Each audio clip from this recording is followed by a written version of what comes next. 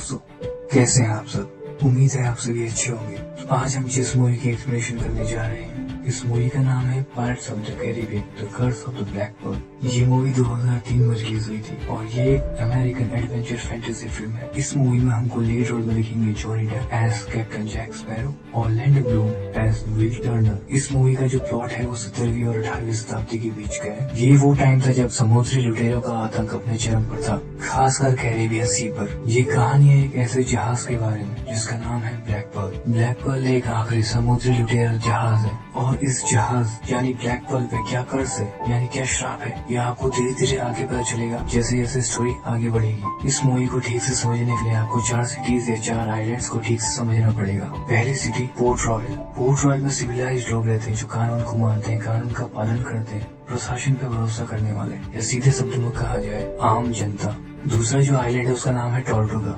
टॉर्टुगा island पे port royal के बिल्कुल उलट लोग रहते हैं, अनसिविलाइज्ड लोग, कानून को नहीं मानने वाले, वांटेड क्रिमिनल जिनको देश निकाला दे दिया गया है, ऐसे लोग, समुद्री लुटेरे, ऐसे अनसिविलाइज्ड लोग यहाँ पे बना लेते हैं। तीसरा जो आइलैंड है उसका नाम है रम आइलैंड। ये एक बहुत छोटा सा आइलैंड है जिसपे नॉर्मली लोगों को सजा देने के लिए छोड़ा जाता है, क्योंकि ऐसा कहा जाता है आज तक कोई भी इस आइलैंड से जिंदा बच के वापस नहीं आया है। और जो चौथा टापू है उसका नाम है डेड आइलैंड यानी मुर्दों का टापू। ये टापू क्या है और उसका क्या रहस्य है ये आपको आगे पता चलेगा जैसे जैसे स्टोरी आगे बढ़ेगी। मूवी के पहले सीन में हम देखते हैं कोहरे से एक जहाज बाहर निकल रहा है जिसका नाम है डॉटलेस जहाज, और इस पे एक लड़की खड़ी है जो एक गाना गा रही है। ये गाना समुद्री लुटेरे का गाना है और तभी गिब्स की एंट्री होती है। गिब्स उसे मना करता है ये गाना गाने से, क्योंकि उसका मानना है ये गाना गाने से अपशकुन होता है। तभी जेम्स नॉरिंगटन पीछे से आते हैं और वो एलिजाबेथ को समझाते हैं कि समुद्री लुटेरे खतरनाक इंसान होते हैं और इनसे रिलेटेड या इनसे जुड़ा हुआ कोई भी इंसान जो उनकी मदद करे या वो किसी भी तरीके से समुद्री लुटेरे से जुड़ा हो, वो उसको कड़ी से कड़ी सजा देंगे।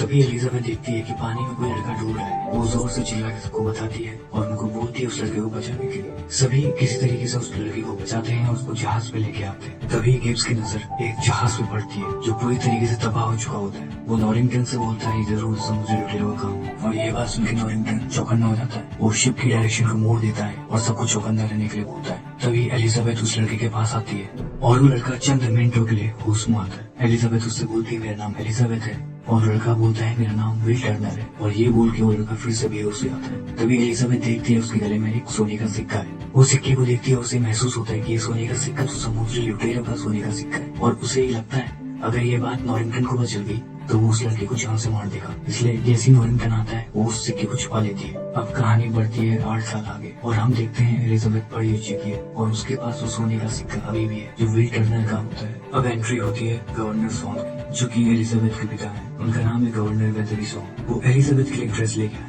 और वो एलिजाबेथ को कहते हैं उसे ट्राई करने के लिए, और बाकी बातों में वो एलिजाबेथ को बताते हैं कि जेम्स नॉरिंगटन एलिजाबेथ को पसंद करते हैं और जल्द ही उनका प्रमोशन होने वाला है। तभी हम यहाँ पे देखते हैं विलियम टर्नर की एंट्री होती है। वो वेदरली स्वान यानी गवर्नर स्वान के लिए तलवार बना के लाए हैं। एक्चुअली विल टर्नर जो है लोहार है, उसने गवर्नर स्वान के कहने पे एक तलवार को रेडी किया हुआ है। तभी अगले सीन में एलिजाबेथ सीढ़ियों से नीचे आती है और विल टर्नर को देखती है। विल टर्नर भी एलिजाबेथ को देखता है और यहाँ पे हम समझ पाते हैं कहीं न कहीं विल टर्नर एलिजाबेथ को पसंद करता है। तभी यहाँ पे एलिजाबेथ आके विलियम से ऐसे बात करती है जैसे कोई दोस्त अपने दोस्त से बात करता है, मगर विलियम में हल्की सी झिझक होती है क्योंकि एलिजाबेथ एक बहुत बड़े परिवार की बेटी है और वो एक गवर्नर की बेटी है। उसमें इस बात की झिझक होती है और ये हमें सीन में साफ दिखाई देता है। तभी वहाँ से एलिजाबेथ अपने पिता के साथ चले जाती है और विलियम देखता रह जाता है। अगले सीन में हम देखते हैं कि जेम्स नॉरिंगटन का प्रमोशन हो रहा है और वो कोमोडोर बन रहे हैं, इसलिए सभी उनका स्वागत कर रहे हैं और उन्हें सलामी दे रहे हैं। और यहीं पर ही गवर्नर स्वान विलियम टर्नर द्वारा बनाई गई तलवार को नॉरिंगटन को प्रेजेंट करते हैं। तभी हम अगले सीन में देखते हैं जैक स्पैरो की एक धमाकेदार एंट्री होती है। वो भी आज ही के दिन पोर्ट रॉयल आया है। उसका प्लान होता है किसी एक शिप को चुराने का। वो जाके इंटरसेप्टर जहाज पे खड़ा हो जाता है और उसे चुराने की कोशिश कर रहा होता है। तभी वहाँ पे 2 सिपाही आते हैं और जैक स्पैरो को पकड़ लेते हैं और उससे पूछते हैं तुम्हारा नाम क्या है और यहाँ आने का तुम्हारा मकसद क्या है। तभी जैक स्पैरो बोलता है उसका मकसद है इस जहाज को चोरी करना और टॉर्टुगा में अपनी धौंस जमाना। तभी हम अगले सीन में देखते हैं जेम्स नॉरिंगटन एलिजाबेथ को शादी के प्रपोज करने वाला होता है कि एलिजाबेथ पानी पानी में गिर जाती है। तभी हम देखते हैं पास ही में जैक स्पैरो भी होता है और उन्हीं दो सैनिकों के साथ होता है। वो एलिजाबेथ को पानी में गिरते हुए देखता है और उन सिपाहियों से पूछता है क्या तुम उसे बचाने जाओगे, लेकिन वो सिपाही बोलते हैं हमें तैरना नहीं आता। इस पर जैक स्पैरो अपने कपड़े उतारता है, अपनी हैट उन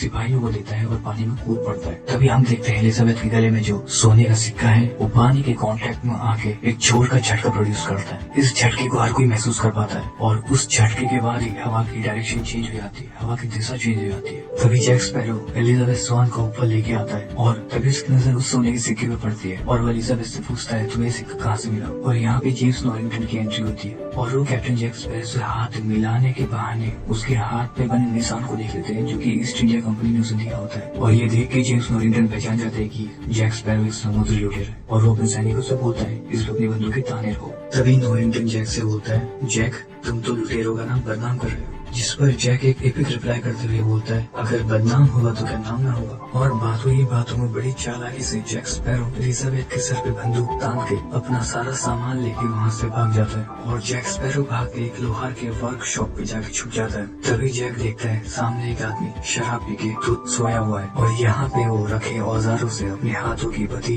जंजीर को तोड़ने की कोशिश करता है। तभी दोबारा एंट्री होती है सेकंड लीड विल टर्नर की और हमें पता चलता है विल टर्नर जिस लोहार के लिए काम करता है वो है मिस्टर ब्राउन। ये वही मिस्टर ब्राउन है जो शराब के नशे में धुत होकर सोया हुआ है। और तभी यहाँ विल और जैक का आमना सामना होता है। यहाँ पे विल जैक से पूछता है कि क्या वो ही वो लुटेरा है जिसको बाहर सिपाही ढूंढ रहे हैं। इस पर जैक कहता है हाँ, और वो कहता है कि वो बहुत खतरनाक है इसलिए वो उसके रास्ते में ना पड़े। यहाँ पे इन दोनों के बीच में थोड़ी देर के लिए शॉर्ट फाइट होती है जिससे हमें पता चलता है कि विल टर्नर एक अच्छा तलवारबाज है जिसकी तारीफ जैक स्पैरो खुद भी करता है। और जब ये दोनों लड़ रहे होते हैं तभी दरवाजे पे पोर्ट रॉयल के सैनिक आ जाते हैं और तभी जैक डिस्ट्रैक्ट हो जाता है और मिस्टर ब्राउन जो कि इस वर्कशॉप के मालिक है और जो शराब के नशे में धुत होकर सोए हुए थे वो जाग कर आते हैं और जैक के सर पे एक बोतल से मार देते हैं जिससे जैक बेहोश हो जाता है और सभी सैनिक जैक को पकड़ कर ले जाते हैं। उसी रात हम देख पाते हैं एक बड़े काले शिप को जो एक बड़े गहरे धुएं के साथ आगे बढ़ रहा होता है और इस शिप के पोर्ट रॉयल के किनारे पहुंचते ही ये शिप पोर्ट रॉयल पे अपनी बड़ी बड़ी तोपों से गोले दागने शुरू कर देता है। जैक स्पैरो इस जहाज के गोलों की आवाज को पहचान जाता है और वो समझ जाता है कि ये जहाज ब्लैक पर्ल है। यहाँ पे हम समझ पाते हैं कि जैक का ब्लैक पर्ल से जरूर कुछ पुराना रिलेशन है। यहाँ पोर्ट रॉयल शहर में हर तरफ अफरा तफरी मची हुई है और ब्लैक पर्ल के सभी समुद्री लुटेरे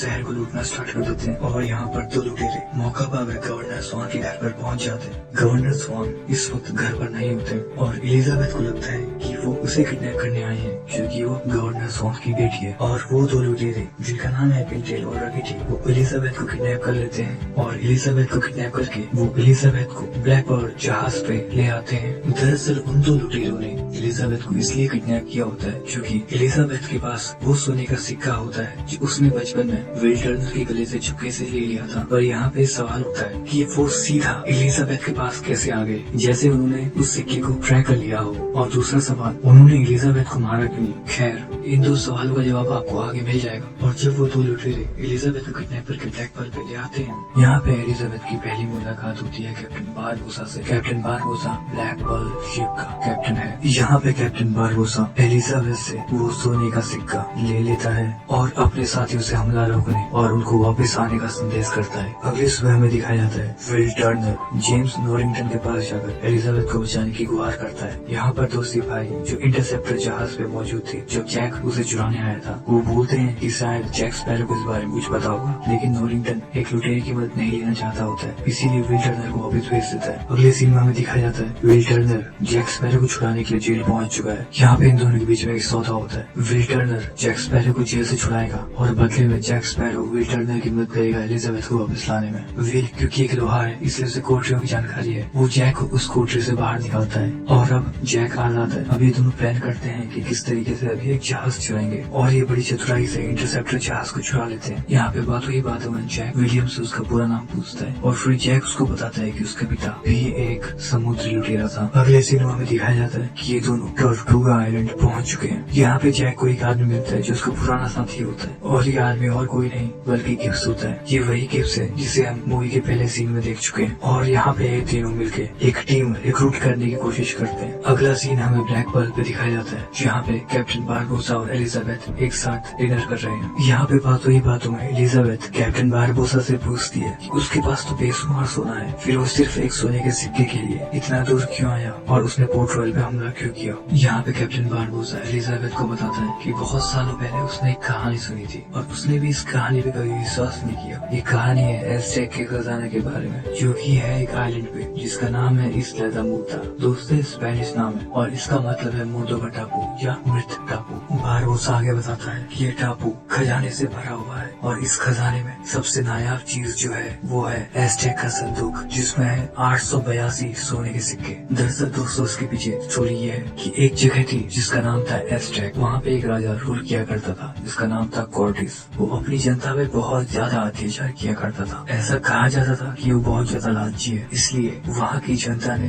जितना भी पैसा उनके पास बचा था उसको सोने में कन्वर्ट किया और उस सोने से 882 सोने के सिक्के तैयार करे, इस उम्मीद में कि शायद 882 सिक्के लेने के बाद कॉर्टिस उन पे अत्याचार करना बंद कर दे। लेकिन कॉर्टिस ऐसा नहीं करता है, इसलिए ऐसा कहा जाता है कि खुद एज़टेक के लोगों के ईश्वर ने एज़टेक के 882 सोने के सिक्कों पे श्राप लगा दिया और जो भी एज़टेक के संदूक में से एक भी सोने का सिक्का चुराएगा वो श्रापित हो जाएगा और उस पर ये श्राप तब तक रहेगा जब तक वो सारे के सारे सिक्के एज़टेक के संदूक में वापस न रख दे और खून की आहुति न दे। यहाँ पे एलिजाबेथ समझ जाती है कि यहाँ पर जो खून की बात हुई है वो उसके खून की बात हुई है और उसको ये समझ में आ जाता है कि जल्दी कैप्टन बारबोसा उसके साथी श्राप मुक्त होने के लिए उसे मार देंगे, इसीलिए वहाँ से भागने की ट्राई करती है। लेकिन जैसे ही वो कैप्टन कैबिन से बाहर भागती है उसे इस बात का एहसास होता है कि ये श्राप वाली बात एक सच है और चांदनी रात यानी चांद की रोशनी पे ये लुटेरे श्राप के प्रभाव में आकर एक कंकाल में तब्दील हो जाते हैं। तभी बारबोसा आकर एलिजाबेथ को अपने कैबिन में बंद कर देता है। अच्छा दोस्तों, अगर आप ये अभी तक नहीं समझ पाए कि श्राप है क्या तो पहले इसे समझ लेते हैं। तो एक जगह है जहाँ का नाम है एज़टेक। वहाँ का एक राजा है जिसका नाम है कॉर्टिस। कॉर्टिस एज़टेक की जनता पे बहुत ज्यादा अत्याचार करता है क्योंकि वो बहुत ज्यादा लालची इंसान है। वो उनसे ज्यादा पैसे की मांग करता है, ज्यादा टैक्स की मांग करता है और इस वजह से कॉर्टिस की कभी न खत्म होने वाली भूख और लालच की वजह से एज़टेक की जनता एकदम कंगाल हो जाती है। आखिर में वे सब मिलकर उनके पास जितना भी पैसा बचा होता है उसका इस्तेमाल करके सोना खरीदते हैं और उस सोने को कन्वर्ट करते हैं 882 सोने के सिक्कों में और उसे एक संदूक में बंद करके कॉर्टिस को पेश करते हैं इस उम्मीद में कि शायद इससे कॉर्टिस की भूख मिट पाए। लेकिन कॉर्टिस बहुत ज्यादा लालची होता है और वो और सोने की मांग करता है और अपने अत्याचार बंद नहीं करता है। इसीलिए ऐसा कहा जाता है कि खुद एज़टेक के ईश्वर ने एज़टेक के 882 सोने के सिक्कों को श्रापित कर दिया और जो भी उन 882 सोने के सिक्कों में से एक भी सिक्का चुराएगा वो श्रापित हो जाएगा। इस श्राप के मुताबिक उस इंसान की भूख और प्यास कभी नहीं मिटेगी बल्कि दिन ब दिन बढ़ती रहेगी और चांदनी रात यानी चांद की रोशनी के प्रभाव में आकर वे कंकाल के रूप में तब्दील हो जाएंगे और वो तब तक इस श्राप में जिंदगी जिएंगे जब तक वो इस श्राप से मुक्त होने की सारी शर्तें पूरी न कर दे। अब इस श्राप से मुक्त होने की शर्तें क्या हैं? वे शर्तें कुछ ऐसी हैं। अगर वो एक इंसान है जिसने वो सारी चोरियां करी हैं या अगर वो एक इंसान है जिसने एज़टेक के सारे 882 सोने के सिक्के चुराए हैं और उनसे अय्याशी के लिए उनको खर्च करा है तो उसे वो सारे 882 सोने के सिक्के वापस एज़टेक के संदूक में रखने होंगे और उन पर अपना खून चढ़ाना होगा। अगर वो इंसान एक से ज्यादा है जिसने चोरियां करी है और एज़टेक के 882 सोने के सिक्कों को चुराया है तो उस हर इंसान को वो हर एक सिक्का वापस लाना होगा और सारे 882 सोने के सिक्के संदूक में वापस करने होंगे और साथ ही सिक्कों पे अपना खून चढ़ाना होगा उन हर एक इंसान को जो उस चोरी में शामिल था। दोस्तों यहाँ पे एक ट्विस्ट भी है और वो ट्विस्ट ये है श्राप मुक्त होने के लिए जरूरी नहीं है सिक्कों पे उसी इंसान का खून हो जिसने चोरी करी है। सिक्कों पे उस इंसान का खून भी हो सकता है जो उसी इंसान के वंश से हो जिसने वो चोरियां करी हैं। यही रीजन है कैप्टन बारबोसा एलिजाबेथ को किडनैप करके अपने साथ ले जा रहा है क्योंकि उसे लगता है एलिजाबेथ उस इंसान की बेटी है जो कभी उनका साथी हुआ करता था और जो खुद उस चोरी में शामिल था जिसका नाम है विलियम टर्नर, जो कि विल टर्नर के पिता है। इसीलिए श्राप से मुक्त होने के लिए उन्हें विल टर्नर के खून की जरूरत थी न कि एलिजाबेथ की। अगला सीन हमें दिखाया जाता है टॉर्टो आइलैंड का। यहाँ पे जैक, विलियम और गिब्स मिलकर इंटरसेप्टर जहाज के लिए रिक्रूट यानी भर्ती कर रहे हैं कुछ लोगों को और यहाँ पर ये सब निकल पड़ते हैं एलिजाबेथ को बचाने के लिए डेड आइलैंड यानी मुर्दों का आइलैंड या मृत टापू की खोज में। और अगले सीन में हम देखते हैं वो डेड आइलैंड के बहुत ज्यादा नजदीक पहुँच चुके हैं। इस पर विलियम गिब्स से पूछता है कि जैक ने आइलैंड कैसे ढूंढा, वो भी इतनी जल्दी। इस पर गिब्स विलियम को बताता है जैक के पास एक ऐसा कंपास है जो उसको वही डायरेक्शन दिखाता है जो वो जानना चाहता है। यानी कि अगर उसे कोई चीज चाहिए और वो उस कंपास से पूछे कि वो चीज किस डायरेक्शन में है, तो कंपास उसको बता देगा कि वो चीज किस डायरेक्शन में है, और उस डायरेक्शन का पीछा करके जैक स्पैरो उस चीज तक पहुंच जाता है। यहाँ पे गिब्स बातों ही बातों में विलियम को बताता है जब वो आखिरी बार जैक से मिला था तो जैक कैप्टन था ब्लैक पर्ल का। ये बात सुन के विलियम चौंक जाता है और गिब्स से बोलता है, ये बात जैक ने मुझे कभी बताई नहीं। यहाँ पे गिब्स विलियम को बताता है कि जैक को उसी के साथियों ने धोखा दिया था और उसे बगावत करके जहाज से निकाल दिया था। यहाँ पे गिब्स विलियम को लुटेरों के नियम के बारे में भी बताता है, जिसमें जब भी लुटेरे को जहाज से निकाला जाता है तब उसको एक बंदूक और एक गोली दी जाती है, ताकि जब उस लुटेरे को बचने का कोई रास्ता नजर न आए तो उस एक गोली से वो अपनी जान ले सके और अपने आप को एक आसान मौत दे सके। जब भी किसी समुद्री लुटेरे को उसके कैप्टन द्वारा या उसके क्रू मेंबर द्वारा जहाज से निकाल दिया जाता है तो नॉर्मली उसको इस आइलैंड पे यानी रम आइलैंड पे छोड़ दिया जाता है, क्योंकि एक ऐसा आइलैंड है जिससे बच पाना बिल्कुल ही नामुमकिन है। जैक को भी इसी आइलैंड पे छोड़ा गया था जिसका नाम है रम आइलैंड, पर जैक इसी तरीके से वहाँ से भाग आया और ऐसा कहा जाता है कि रम आइलैंड से भागने वाला सिर्फ एक लुटेरा है जिसका नाम है कैप्टन जैक स्पैरो। तभी वहाँ पर जैक स्पैरो आ जाता है और वो विलियम टर्नर को बोलता है कि वो डेड आइलैंड पहुँच चुके हैं, लेकिन एलिजाबेथ को बचाने के लिए आगे सिर्फ वो दोनों ही जाएंगे, बाकी क्रू मेंबर और जहाज यहीं रहेगा। अगले सीन में हम देखते हैं जैक और विलियम एक छोटी कश्ती पे सवार होके डेड आइलैंड की गुफा की तरफ बढ़ रहे हैं और जल्दी वो उस गुफा के नजदीक पहुंच जाते हैं और वो अंदर देखते हैं कि एक सेरेमनी चल रही है जहाँ पर वो देखते हैं कि एस्टेक का संदूक है और उसी के पास एलिजाबेथ खड़ी है। वो एलिजाबेथ के खून की आहुति देने के लिए तैयार है। यहाँ पे विलियम जैक से बोलता है कुछ करने के लिए, लेकिन जैक मना कर देता है और अगले ही पल बारबोसा चाकू से एलिजाबेथ के हाथ में कट करता है और उसका खून लेकर उस सिक्कों पे लगाता है और इस बात की उम्मीद करता है वे सभी श्राप मुक्त हो चुके हैं। लेकिन जल्द ही उसे इस बात का अंदाजा होता है कि उन पे अभी भी श्राप लगा हुआ है। इस बात से गुस्सा होकर बारबोसा एलिजाबेथ से पूछता है उस इंसान के बारे में जिससे उसे वो सिक्का मिला होता है, यानी वो इनडायरेक्टली विल टर्नर के बारे में पूछ रहा है। जब एलिजाबेथ बारबोसा को कोई जवाब नहीं देती तो इससे गुस्सा होकर बारबोसा उसे थप्पड़ मार देता है और एलिजाबेथ पीछे जाके गिरती है। तभी वहाँ पर विल टर्नर आ जाता है और चुपके से एलिजाबेथ को लेके वहाँ से गायब हो जाता है और फिर विल एलिजाबेथ को लेके इंटरसेप्टर शिप पे पहुँच जाता है और गिब्स से लुटेरों का नियम फॉलो करने के लिए कहता है। और ये नियम यह होता है कि जो पीछे छूट गया उसे पीछे ही रहने दो। कहने का मतलब ये है, विल का इशारा ये था कि जैक पीछे छूट गया है इसीलिए उसको पीछे ही रहने दो। अगले सीन में हम देखते हैं कि जैक स्पैरो को बारबोसा और उसके आदमियों ने पकड़ लिया है और यहाँ पे इन दोनों की बातें सुन के हमें पता चलता है कि बारबोसा से पहले जैक ही ब्लैक पर्ल का कैप्टन था और वो बारबोसा ही था जिसने कैप्टन जैक स्पैरो से बगावत करी थी और कैप्टन बनने के बाद उसने जैक स्पैरो को रम आइलैंड में मरने के लिए छोड़ दिया था। यहाँ पे जैक बारबोसा को इस बात के लिए थैंक यू भी कहता है, क्योंकि अगर वो अपने साथियों के साथ मिलकर बगावत नहीं करता तो जैक भी उस चोरी का हिस्सा होता और वो भी श्रापित होता।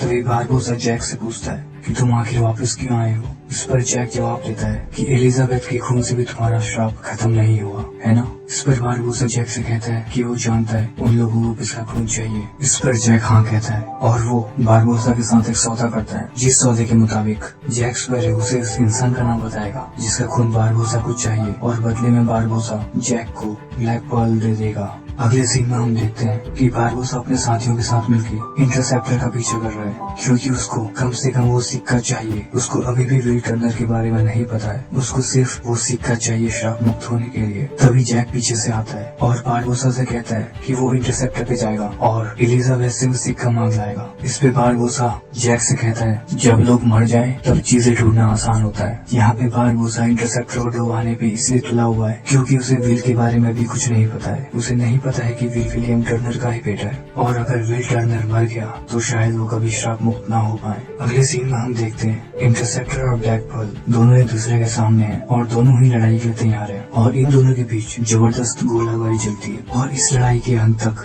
बारबोसा इंटरसेप्टर जहाज के सभी क्रू मेंबर्स को बंदी बना लेता है और उसके पास वो सोने का सिक्का भी होता है। तभी वहाँ पे विलियम टर्नर आ जाता है और वो बारबोसा को कहता है मुझे तुम्हारे श्राप के बारे में सब पता है और तुम्हें जिसका खून चाहिए वो एलिजाबेथ एलिजाबेथ नहीं, मैं हूँ। वो बारबोसा को बताता है कि वो ही बूटस्ट्रैप बिल यानी विलियम टर्नर का बेटा है, और तभी वो अपने सर पर बंदूक रख लेता है। वो बारबोसा से कहता है, अगर तुम इंटरसेप्टर शिप के सभी क्रू मेंबर्स को छोड़ दोगे तो मैं अपने आप को तुमको सरेंडर कर दूंगा। बारबोसा इस शर्त के लिए रेडी हो जाता है, और जैसे ही विलियम अपने सर से बंदूक हटाता है, बारबोसा अपने आदमियों से कह के व्हील को बंदी बना लेता है, और वो उस शर्त को मानने से इनकार कर देता है जो उसने थोड़ी देर पहले ही करी थी। अगले सीन में हम देखते हैं कि बारबोसा ने जैक स्पैरो और एलिजाबेथ को उसी रम आइलैंड में छोड़ दिया है जिसमें उसने पहले जैक को छोड़ा हुआ था। अब ये दोनों इस रम आइलैंड में बिल्कुल अकेले हैं और ये यहाँ से बाहर निकलने का रास्ता ढूंढते हैं। तभी एलिजाबेथ को एक आइडिया आता है और वो रम आइलैंड के जंगल्स में आग लगा देती है, क्योंकि वो गवर्नर की बेटी थी और उसके पिता एक बहुत बड़े ओहदे पे थे। उसे पता था कि रॉयल नेवी उसे ढूंढ रही होगी, और वो उन जंगलों पे, उन पेड़ों पे लगे आग और उसके धुएं से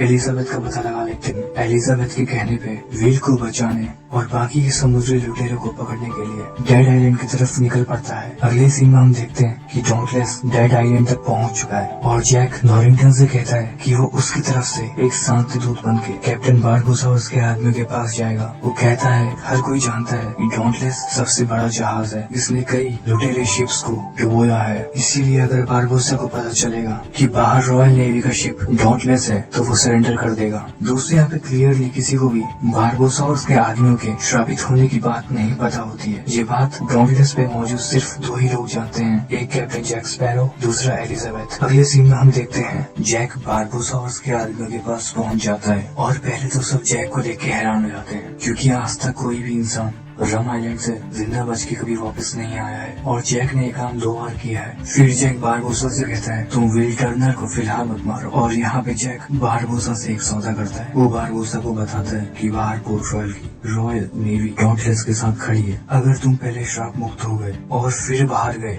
तो रॉयल नेवी तुम सबका सफाया कर देगी। इससे अच्छा होगा कि तुम सब श्राप मुक्त होने के लिए थोड़ा इंतजार करो, पर पहले अपने आदमियों को बाहर भेज के पोर्ट रॉयल की रॉयल नेवी का सफाया कर दो, और फिर उसके बाद श्राप मुक्त हो जाओ। ऐसा करके 2 काम होंगे, पोर्ट रॉयल की रॉयल नेवी भी खत्म हो जाएगी और तुम्हारे पास 2 जहाज हो जाएंगे, एक बड़ा और ताकतवर डॉन्टलेस और दूसरा ब्लैक पर्ल। जैक आगे बोलता है कि श्राप मुक्त होने के बाद डॉन्टलेस के कैप्टन तुम बन जाना और ब्लैक पर्ल मुझे दे देना। जब जैक ये बात बारबोसा को बता रहा होता है तो वो बड़ी चालाकी से एक सोने का सिक्का चुरा लेता है। जैक की शर्त बारबोसा मान जाता है, और बारबोसा अपने आदमियों को बाहर भेज देता है रॉयल नेवी को खत्म करने के लिए। और अगले सीन में हम देखते हैं रॉयल नेवी और बारबोसा के आदमियों के बीच भीषण लड़ाई होती है। तभी हम गुफा के अंदर देखते हैं जहाँ जैक विलियम को कुछ इशारा करता है, और वो फिर विलियम को आजाद करके बारबोसा पे हमला कर देता है। दरअसल जब बारबोसा ने जैक स्पैरो से बगावत करके उससे उसकी कप्तानी छीनी थी, और वो खुद ब्लैक पर्ल का कैप्टन बना था, और जैक को उसने मरने के लिए रम आइलैंड पे छोड़ दिया था, और उसे सिर्फ एक बंदूक और एक गोली दी गई थी, तो जैक ने उस गोली से अपनी जान नहीं ली बल्कि एक शपथ ली। उसने कसम खाई थी कि वो बारबोसा को मारेगा और ब्लैक पर्ल वापस हासिल करेगा। यहाँ पे बारबोसा और जैक के बीच में काफी देर तक लड़ाई चलती है, और अगले ही पल हम देखते हैं कि बारबोसा ने अपनी तलवार जैक स्पैरो की छाती के आर पार कर दी है, और जैसे ही सबको लगता है कि जैक स्पैरो शायद मरने वाला है, तभी जैक स्पैरो चांद की रोशनी में आ जाता है, और तभी श्राप के प्रभाव में आकर उसका कंकाल रूप बाहर आता है। तभी जैक अपना सिक्का दिखाते हुए बारबोसा से कहता है कि उसने भी सिक्का चुराया था, और अगले ही पल हम देखते हैं जैक उस चुराए हुए सिक्के पे अपना खून लगाकर विल टर्नर की तरफ फेंकता है, और साथ ही में अपनी बंदूक से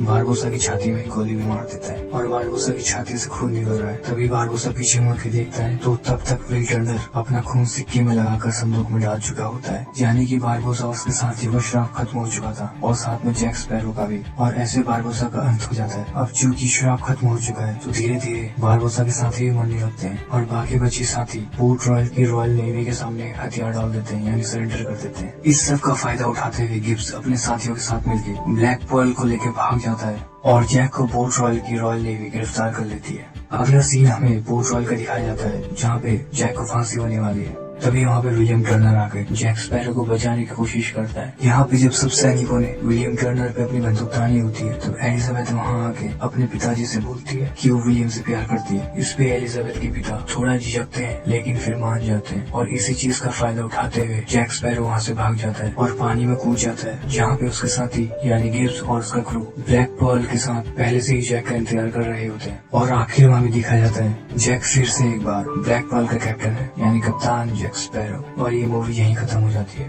तो दोस्तों, आप लोगों से एक रिक्वेस्ट है अगर आपको ये मूवी की एक्सप्लेनेशन अच्छी लगी हो या आप ऐसी ही मूवी की एक्सप्लेनेशन आगे भी चाहते हैं तो आप चैनल को सब्सक्राइब कर दीजिए और वीडियो को लाइक कर दीजिए। और अगर आपके मन में कोई सवाल है तो आप नीचे कमेंट बॉक्स में कमेंट कर दीजिए। थैंक यू दोस्तों।